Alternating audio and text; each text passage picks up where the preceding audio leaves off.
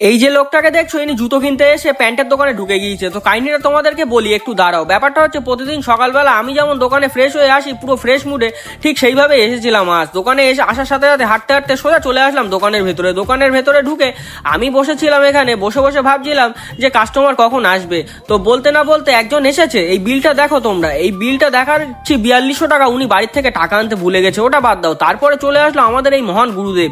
এনাকে মাল দেখানোর পরে এই যে তোমাদেরকে প্যান্টটা দেখাচ্ছি, দেখো এই প্যান্টটার দাম বলেছে উনি 600 টাকা, কিন্তু প্যান্টটা আমার কেনা আছে 700 টাকা। এতটা মাল দেখিয়েছি আর রোজের দামটাই উঠবে না, সেই কারণের জন্য আমি বললাম ঠিক আছে দাও। কিন্তু উনি বলছে যে প্যান্টটা আমার এখন পছন্দ হচ্ছে না। মাঝে মাঝে ভাবি যে কাস্টমারের সাথে ঝামেলা করব না, কাস্টমার আমাদেরকে ভাবে দোকানদার বোকাচোদা, এটাই বুঝে পাই না মাঝে মাঝে।